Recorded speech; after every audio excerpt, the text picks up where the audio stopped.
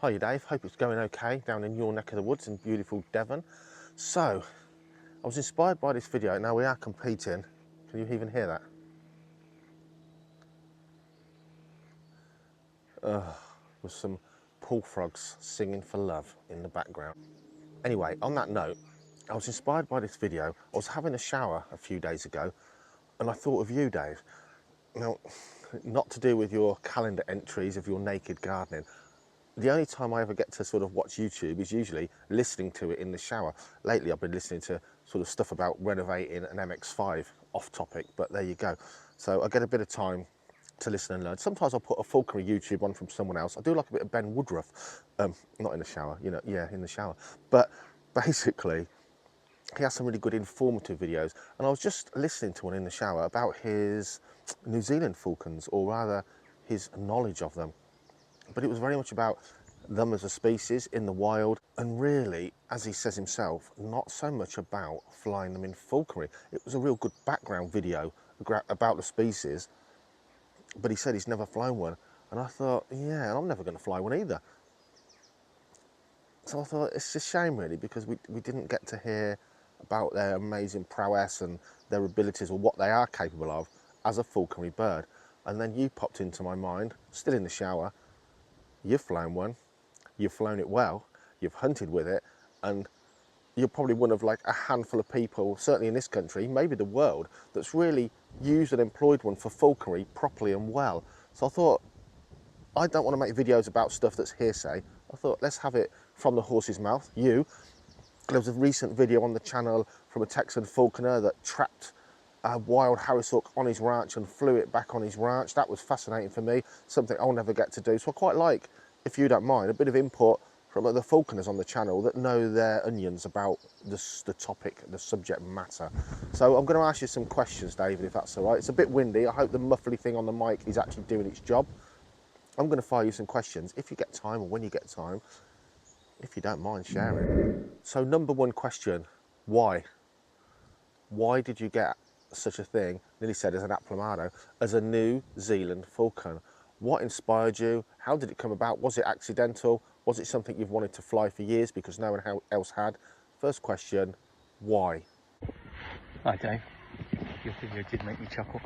I find myself with a couple of hours off this afternoon, so I thought I'd answer your questions and happily answer your questions because of course I'm a great New Zealand Falcon fan. The first question was, why New Zealand Falcon? Well, as a young man, I was sparrowhawk mad. That was the only bird I ever wanted, was a sparrowhawk. I've never been really interested in peregrines and goshawks. Sparrowhawks for me. And as a young man I flew several, and I had good success with them in Suffolk, and even more so when I moved up to the Isle of Mull and lived there for a while, because there's a huge amount of thrushes and blackbirds that come in the winter time, and there's not a lot of cover, so I found them quite easy to catch with a nice fit bird, and I could fly sparrowhawk from waiting on, from the soar, and we had huge success. But moving back down to lowland England, of course it's a different landscape altogether, and catching blackbirds is all about the landscape and the right type of cover. The trouble is, down here it's all stock rearing. It's not arable ground, so there are stock fences everywhere around almost every field. And I've had 3 sparrowhawks on the trot killed by fence strikes, and it's kind of heartbreaking rearing a sparrowhawk, training it, only to have it die on a stock fence. And I just promised myself I just wouldn't go through that again. Also, they're just incredibly high maintenance birds. It's possible to free loft them, but it's really difficult. It's really difficult. And I've always been looking for something like a sparrowhawk, but well, slightly less grief really. And I knew of New Zealand Falcons. I read about them. I understood how incredibly versatile they are. I read some stuff by Nick Fox saying that a male could be flown like a sparrowhawk in a similar type of manner, and I thought I'd like to give it a go. And it just so happened in 1991, when I was working at a bird of prey centre, 92 it was, I was working at a bird of prey centre on the east coast of Scotland, and a New Zealand falcon arrived at the centre, and it was 3 years old. I don't think it had ever been flown before, but I trained it, caught a few small birds with it, and I just really loved the character. It's just so tame and friendly. And it flew the lure really well, did demonstrations. But the incredible thing about it was it would walk around the fields with me and perched on my head, catch a small bird, hide it in the cover, and then come back to me and land on my head and want to go on and do some more hunting. And I just love that type of teamwork. When I left the centre, I asked the owner if I could buy the New Zealand Falcon, but it wasn't for sale. So I had to leave it behind, and I wanted one ever since. But the trouble is, Nick Fox, who's the only person breeding New Zealand Falcons for decades in the UK, he stopped breeding them. He had some problems with his breeding stock, and they just weren't available. And then, my God, it would probably have been about 10 years ago now, they suddenly became available again in really small numbers, and I found out about that. And I'd had a long wait, but I've been trying to find a New Zealand Falcon for years. You know, even when, just at the turn of the millennium, when the internet became a thing, every year I would do a search for New Zealand Falcons that were available in this country, and there never were any. So a chance came to buy one, and I got myself one, and obviously I wanted to imprint it because I just love the imprinting process. I love it. You know, I love it, and I've imprinted lots of birds, so I know how to deal with them and turn out a decent one. So, yeah, that's why I wanted a New Zealand Falcon. Really, as an alternative to a sparrowhawk for me, something that wasn't likely to kill itself on a fence. That's what I hoped. And from there, what was the training like? How did you find it? I'm not going to jump in because I know I've read some, but you tell her, shut up, frog. What was it like to train? Was there any like quirks or anything different from anything you've trained before? Why did you go for an imprint and not a parent reared? What did you feel the difference might be? What was the training like? Was there anything that you did differently from other falcons you've trained? Right, question 2. How was the training? Well, that's a really good question, thinking back. And I've got it written down here. Complex and not food driven. So I found New Zealand Falcon, I found it's not quite like anything else. It wasn't all about the food for the New Zealand Falcon. It was more about being part of the pack, he just wanted to be with me. He was just tame right from the start, like a parrot, wanted to be wherever I was. But I found it, but you know, you'd think if a bird's tame, that's it, training's going to be easy, but really, tameness is just one small part. He had a very short fuse and a very bad temper, and he was hyper all the time, and I couldn't tether him for the first year he was with me, because he just bait non-stop, absolutely non-stop. I put him out on the perch, and that was really good to me. So I had to free loft him right from the start, and then I found he was starting to get abrasions on his feet because he was so active in his pen. So I had to pad all his pens, and right from the start I would hack him. I started hacking him before he could even fly, so I'd just give him some time loose at the centre when all the other birds were put away early in the morning when I was washing out the pens. And obviously he fixated on the centre, and he wandered a bit, and he was hacked for his whole life for 2 hours every morning. 2 hours every morning. And you know, in all the time I had him, I never had to track him down, not once. And his body clock worked really well, so he would always turn up at the right time. So training, yeah, he was naturally obedient, so he would come to the food. I never weighed him. I'm all about kind of appetite and routine rather than weight control. So I found him happy to be free lofted, not happy to be tethered. He flew the lure well. He did my demos. He was not as fast as my Jerlin, top speed, and he did not have the acceleration of a sparrowhawk, but kind of somewhere halfway in between. And he really just started catching small birds on his own, being hacked in the summertime, and I noticed that he too would catch a small bird, and he would catch it and he would hide it, tuck it under a tile on the roof somewhere, and just come down to me for the lure or for a chick. So that was really, those are the things that I think about when I think about the training of the New Zealand Falcon. I think he was a complex character, nothing like as straightforward as any other falcon I've ever had before. Not highly strung like a sparrowhawk, not easy going like a peregrine. Complex. It wasn't about how hungry he was at all. It was kind of about the bond. kind of hard, it's difficult to describe, but yeah, no, never on a crayons, never for a day in his life, just would come to the whistle. But obviously, being an imprint, I started his early conditioning before he could even fly, so he responded to a whistle as soon as he could run, really. So that was his training. Those are the things I think about when I think about his training routine. Yeah, complex, really complex, and you have to kind of think outside the box. Nowhere near as straightforward as any other bird I've ever had before, but you know, I quite like a challenge. Double-barreled, real quick. What are they like to live with day to day? What do they like to have around? Okay. Question 3. What New Zealand Falcons like to live with? Well, joyous. But you have to remember that I am not like your average falconer in that I am working with birds all day, every day. So I'm here at the Milky Way 9 hours a day, 6 days a week. And even on my day off, I come in and I hack birds and I fly my falcons and I just go home for the afternoon just to, you know, do a bit of gardening and drink whiskey. And the New Zealand Falcon fitted really well into that kind of routine.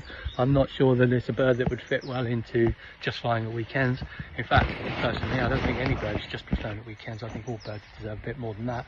But the New Zealand Falcon is such a hyper little bird, I can't imagine they'd be happy with that. So living with him was simple enough. So he was hacked, as I've said, right from the start, from the time, even before he could fly. And he would turn up, and then I'd want him to do my bird show, fly to the lure in the afternoon. For the first couple of years of his life he did that. As he got older, he became less and less keen on flying the lure, so I just used to hack him every day, and I stopped doing demos with him for the most part, which was a bit of a shame, because there's an interesting conservation story to tell there. I mean, it's such a fascinating species, isn't it? It's a bird in big trouble in the wild, a bird who's evolved to nest on the ground in a landscape with no mammals at all. And then of course us humans come along, we introduce pigs and dogs and humans and cats, and suddenly it's a bird in trouble. And I didn't mind that he stopped doing my afternoon demos when he got old. I didn't mind that at all. I could probably have got him carrying on doing the demos if I'd have taken his condition down a bit lower, but I kind of don't work like that. I'm always happy to compromise if I can, and I had to compromise with him more than most. You know, you can get many birds to fit in a little box. I mean, you know how a gossel's going to behave, you know how a sparrowhawk or a peregrine will behave, but the New Zealand Falcon told me to take that box and shove it up my arse. There were things, for example, that he would absolutely refuse to do or hated. He hated wearing a hood, he hated it. And although I did try early on to hood him, and it was fine for a little while, he hated it so much that I stopped even trying, because I was in fear of ruining our relationship. It was like that, but it didn't matter, because he never left the centre. We don't do shows anywhere else. We go hunting from here. We don't own a car and go somewhere strange. So it was fine. He never really needed the hood, and he was tame as a chicken anyway. And obviously not using weight control, but rather appetite and routine. Now, I know my birds well enough to know when they're high or when they're low, but I do like to just feel the keel every now and again of all my birds. But he hated that. And he objected big time, and he would, just for a few minutes after I tried to feel his keel, he'd want to kill me. But you know, that's fine. I cope with that just fine. So a lovely bird to live with, really. No trouble. I could never tether him, but he was quite happy to be free lofted.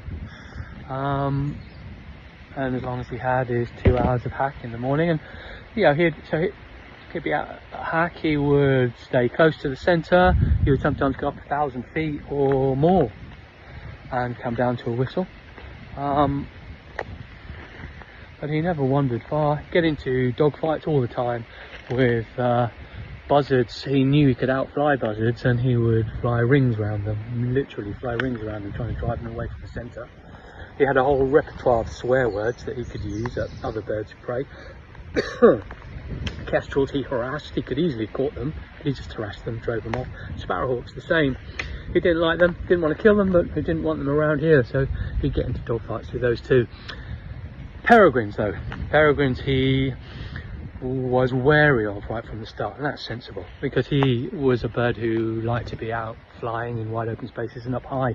And peregrines, a lot of peregrines around here, they nest every 2 miles along this coast, and I saw him chased once or twice. And he got to the stage later in life where he saw a peregrine shape in the sky, he would come down to wherever I was and he'd stay real close, or if I wasn't about, he'd hide himself in the woods and just shout swear words until they'd cleared off. He wasn't so, if they were just passing through, he wasn't so bad, but if they were in hunting mode, he knew it, and he knew to keep out of the way. I saw him get chased by a goshawk once too. In fact, I caught the last few seconds of it on film. But he managed to, well, the goshawk stuck with him turn for turn for several hundred yards, and of course my heart was in my mouth, but the goshawk just peeled off in the end, gave up, and the New Zealand falcon came home, asked for his breakfast like, you know, like nothing had happened. He was a great character to have around. So in the morning he would turn up, sort of 10:30 really, for some breakfast. He might have had several kills. He might turn up with blackbird feathers on his feet and blood, and I knew he'd had a kill, but he would have just have stashed it somewhere. And he would come back and ask for some food, and chicks is what he loved more than anything else. More than anything else in the world, he loved the day old chick.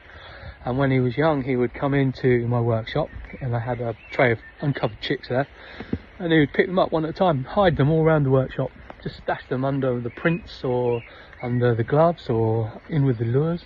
And I used to find this really amusing. I think I filmed it once or twice, put it on Facebook, but it became less amusing as sometimes I'd forget where he put those chicks, and the next clue would be somebody would walk into my workshop and say, "Dave, it stinks in here," and I'd find a maggoty old chick hidden behind some of my books up on the shelf. So I started to cover up the food when he was out and about. But yeah, easy to live with for me. But of course I love micros. I learned how to live with him and not upset him, which is what I kind of do with all my birds. I had to compromise with him more than most. But I quite like that. I quite like that. So yeah, what are they like to live with? For me, in a centre situation, being with him 9 hours a day, a joy to live with. But let's go now to the main event. What are they like to hunt with? What didn't it like? What was it sort of automatically interested in? What did it chase? What was its prey drive like? Did you have to sort of cajole it and teach it to hunt, or was it just one of those birds that was just, that's moving, I'm after it? Does it take small stuff? Does it take stuff that's bigger than what maybe you'd have first expected? These frogs, I don't know if you can hear them, but the frogs are driving me mad. Shut up! Is it something that you felt was a really good falconry bird, or just something that was okay for something different in your life to hunt with? You know, is it got prowess at falconry, or is it just another kind of bird? This is so distracting. Okay, next question. What do they like to hunt with? Wow. I've always been micro mad. My land here is crawling with pheasants, and yeah, I catch a few in the winter time with the Harris hawks and whatnot, but to be honest, we're right next to a huge pheasant shoot. They released 25,000 pheasants, and these pheasants, they're not hard to catch. I don't figure it as much of a challenge, and I find it boring now. But hunting a micro is different altogether, because you are hunting wild birds, and obviously it's a whole different ball game, and I love that. That's more of a challenge. I've always been into micros. What does he like to hunt with? Well, of course, he made his first kills when he was out on his own, just at hack, and it became very clear early on that he wasn't doing it for the food, he's just doing it for the chase. So he was hacked through that first summer, and then we started going across the fields, and what you really have to understand is, and this is a mistake so many people make with micros, you have to have the right land and the right quarry base. I was lucky because a year, maybe 2 years before I actually got him, I got my Patterdale Terrier, which I knew would be a much better bird for working with a micro than my old Vizsla, who was very pheasant focused. I needed a dog who could go into cover and would chase out every single bird in there, every single one. And the Patterdale would do that quite happily. And I knew that because I'd used them when I was a lad hunting coypus on the Suffolk Broads where I grew up. So I got him to follow me out into the fields, and the fields were just perfect. 100 acres attached here to the Milky Way, which had just just a year, 2 years before being put under broadleaf woodland. So the trees were there, but they were 2 feet high. And the rough pasture had been left to develop, so there were little patches of rushes, little clumps of bramble, a little area of bracken, and all these little patches of cover held small birds. And the best thing was there were gaps, open gaps in between these bushes, so I could get birds to flush across open areas, which is exactly what you need for a micro. You see the landscape behind me. It's a waste of time trying to flush birds out of there. They just make it back into cover. You need the right ground, which has to be relatively open, little patches of cover, open spaces in between. That's the only way you can have success with a micro. And so my land was perfect, absolutely perfect. And he never liked to be attached to my fist when he's out there, so he would use my head as a lookout point. And I'd read that New Zealand Falcons will actually like to land on your head anyway, but actually, as it turned out, it was a brilliant strategy, a really good strategy, because my head was the highest thing around. There were very few trees where we were. There's one patch of woodland, but he didn't like to go in there. So he would land on my head, and that left my right hand free for the beating stick, my left hand free for my phone to film what was going on if I wanted to. So it worked really well for him, and he was like a boomerang once he'd got a number of kills under his belt. At first it was really hard, so of course he was following on, right? So I wasn't hanging on to him, he was following on. And at first, in our first season together, we had a few kills, but the problem was he was always misplaced, always in the wrong place. So, you know, when you're teaching a harris hawk to follow on, they stay nice and close to you, but New Zealand Falcon has a falcon's idea of distance. So he thinks if he can see me a quarter of a mile away, he's still close to me. And of course he wasn't, he was nowhere near close enough. So it took a long time to get him to really use me as a post, and to figure out that my head was the best place to be for the flush. And it was really frustrating that first year. I wondered if he'd ever pick it up, but he did. A few dozen kills under his belt. He realised it's a waste of time being half a mile away if I'm beating a bush over here. The best place to be was as close to the bush as possible, and so the best place was always my head. And watch the dog, he'd watch the dog like an absolute hawk, of course. And you know, this first season he would take on the big groups of you know, winter starlings that we had here. He'd take them on in the sky, and he would round them up, and he'd try and drive them down to the ground. He had some success at that. I think he caught 3 starlings. It's not a lot, but it's a start. And he caught a couple of partridges in his first couple of seasons, and magpies. He caught 2 magpies, but he didn't really like the big stuff. He caught 2 magpies. He overhauled it really easily, held it really easily, because he, you know, was a bird designed to cope with parrots. So magpies are no trouble, but he just didn't like them, and he stopped flying them. And we could be out hunting, and a magpie could fly past him within feet, and he wouldn't even look at it. And again, I could perhaps have taken his condition down to get him to focus on the big stuff, but that's not really the way I am. And to be honest, he was just turned on by small birds, so it's the small birds we hunted, and he became really efficient at it. You know, in season 2, I was after multiple kills, just really to keep him happy. He never ate what he caught. He never ate what he caught, not even once. He would catch a small bird, carry it, hide it 100, 150 yards away, and come back to my head and ask to go on for more. But after our first 2 seasons were done, from then on, I just wanted 1 kill a day, just one. I'm only really a 1 kill a day. It's not about numbers or, you know, bringing home a load of food in the game bag. It's not about ego. It's just about giving the chance for the hawk to catch his dinner every day. And that's really all I wanted from him. And he was very good. He was great. We had some great success, but really it's all thanks to the land I had available. Picked the right land, the right quarry, and there was a hell of a lot of it. And giving him the opportunity, and we were out every day in the winter, every day. I'd often be out early in the morning with a harris hawk and a pheasant, and then I'd take him out later in the day. And he was good.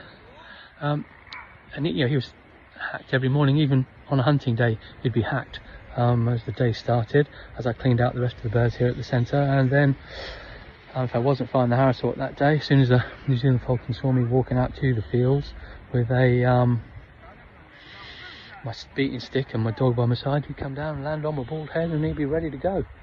Sometimes he'd be 1,000 feet in the sky.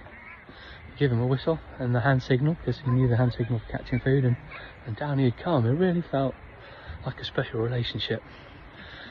So he was great as a hunting bird, great, very different from the bigger, more powerful females, just like a sparrowhawk. And talking of sparrowhawks, you know, these things, they don't fit into a box, and they don't behave like your average falcon, and they certainly don't look like your average falcon.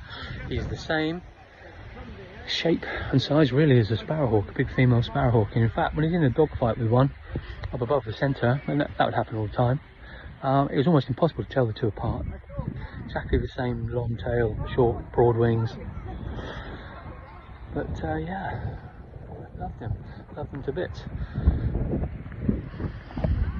Last but not least, would you recommend one? And if so, what kind of falconer, or with what kind of setting or sort of status within, not status, their level of falconry, what kind of falconer would you see that would benefit from flying a New Zealand falcon? Who's the perfect match? What kind of falconer would you associate them with that's going to enable them to do a good job or have a good bird? So there you go, some food for thought. Thanks for the input. Dave, as always, I know you've contributed well to this channel before, but it is massively appreciated. I'm never going to do videos about stuff I don't actually know about or have some first-hand experience about. I get asked all the time. Someone asked recently, can you do a video about hunting with Seiko falcons? No, because I've never done it.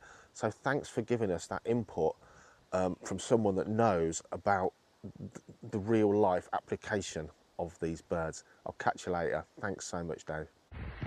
And the last question, I've written it down so I don't go too far off topic. Would I recommend one? Yeah, of course. Of course I would. It's a real different experience, different to your most traditional falconry birds. If you meet all those parameters, yeah, definitely give one a go. But something else I think is really important to consider, and that is the fact that if you're hunting with a New Zealand falcon, a male, I only have experience with males, 2 male, not females. If you're hunting with a male New Zealand falcon, you're hunting small birds. And in this day and age, not everybody's into that. As you probably know, work on the Falconry Hub, and in recent years I have seen people talk about getting a sparrowhawk, or I don't know, a Gabar goshawk perhaps, or a little African goshawk, a little micro anyway, and they talk about wanting to catch blackbirds with it. And then I've seen these very people given a hard time by falconers, albeit young falconers and maybe new to the game, given a hard time for hunting songbirds. Why do you want to hunt blackbirds? I've seen people say, why are you hunting the songbird? Don't you realise the hard time they're having in the wild? And this winds me up. This winds me right up. Blackbirds have been the traditional quarry for a sparrowhawk for so long. We've always hunted them. We catch very few. We catch less than the average cat, less than your average car. So I kick these people off the Falconry Hub, because I invest a lot of time in that Falconry Hub, and I figure I can throw my weight around if I want to, and I don't want people with that mindset on there. It's you accept all falconry, or you don't come on there at all. And do you know what? It's not only these falconers. It wasn't long ago the British Falconers Club tried to bring back wild take, that is to say the taking of wild peregrines to use, not even for falconry. They wanted to take them from the wild and not use them for falconry, but use them for breeding. And I thought this was a terrible idea. I'm somebody who works with the public, talks with the public about birds of prey, and I've done for decades. And they would be dead against this. This is awful. This would be bad PR. This would be shooting ourselves in the foot. This would be undoing all the good work done by display falconers to make falconry itself acceptable in a modern time. I mean, and that's part of the reasons it's still legal and not gone the way of hare coursing or fox hunting. So I mentioned on the British Falconers Club page that this was a really bad idea. That going for wild take was awful. The public wouldn't accept it. It was going to bring us trouble, and it would turn the public against us. And the director of the BFC, not just a member of the BFC, the director said to me that I am likely to do more harm to falconry by hunting small birds with a New Zealand falcon than their attempt at wild take would be. And and I could hardly believe what I saw. I mean, is the BFC against hunting skylarks with merlins today? Or is it just New Zealand falcons? But clearly, the director of the BFC thought I was in danger of bringing falconry into disrepute. And I thought this was crazy, and I was disgusted by it. And I left the British Falconers Club, and I will not rejoin until somebody else is in charge, somebody who doesn't have that mindset. So you have to think about these things if you're going to be hunting wild birds, rather than something reared and released, or rabbits, you know. So I probably won't fly another New Zealand falcon, and not just because of that, but because things have just got tough. Obviously, for hunting these small birds, I needed a license for falconry to hunt small birds from Natural England, and in that license you have to state before your season even starts how many of what species you're planning on catching. Well, that's just ridiculous, isn't it? But I had to do that to get the license to allow me to hunt these birds. And now you have to write down a 6-figure grid reference for every single kill you make. Every single kill. And I just think that's preposterous myself. I just think that's absolutely nuts, because I might have been out there hunting every day in the winter time, but I'm catching less than your average cat catches. And you don't have to write down a 6-figure grid reference when your cat brings a robin through the door, do you? You don't have to state how many birds your cats like to catch, and there's 11.5 million of those bloody things wandering the countryside unsupervised, rather than one man hunting with one New Zealand falcon in the whole country. So I think it's crazy. It's almost as if they don't want us to do it at all. I won't fly another New Zealand falcon, not another male anyway, because my hunting ground is no good anymore. 12 years ago, when I was thinking about it, obviously the 100 acres or so that I hunt on, it was very young woodland, so the trees were only a couple of feet high and the cover was perfect. But now those trees are like this. They're like 20 feet high. The cover is all joined up. You can't get small birds to flush from that. So my ground is no good for a micro anymore, certainly no good for New Zealand falcon. And for my own New Zealand falcon, summer before last, he died. See that building there? He flew into the window, broke his neck. He wasn't back at 10:30 one morning, and I was a little bit worried. Went out looking for him, and he was right there, right in front of me, just dead on the ground, broken neck under one of those big windows. And then that in itself was pretty incredible, because do you know what? That bird understood glass. He would chase birds into that building quite regularly, and he would catch them, and then he would fly over to the windowsill, and he would sit on the windowsill and wait for a member of staff to open the door and let him out. He knew glass. So how he flew into the window hard enough to kill himself, I've got no idea. I didn't see it happen. I can only imagine he was under pressure by something, perhaps a goshawk. I don't know. I never will know. But I couldn't bring myself to stuff him, I know that. So he is buried right there in the flower beds around the Bird of Prey Centre. And I think about him a lot. And here's something funny that I was thinking about today. When I would come in the morning and open the gates of the Bird of Prey Centre, he would give a certain little call. It was a call he only did first thing in the morning, first time in the day he saw me. It's like a little greeting, sweet little noise, just 2 notes.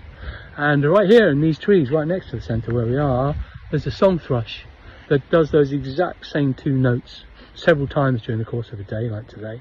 And whenever I hear it and I'm in there, my ears prick up. And I look around, it's all, I sometimes forget he's dead. And I hear that sound, and I look around, try and spot him, and of course he's not there. It's almost as if his ghost is keeping me company. Sweet little bird though, and I really miss him. But I treasure the time I had with him. So, if any of you out there fancy New Zealand falcon, fancy a challenge, have a good landscape, yeah, get one. I'm always here at the end of a phone, or you can send me a text, any questions you got, I'm always happy to help. And I wish you the best of luck with it. Anyway, that's it. I hope some of that has helped. Take care. Bye.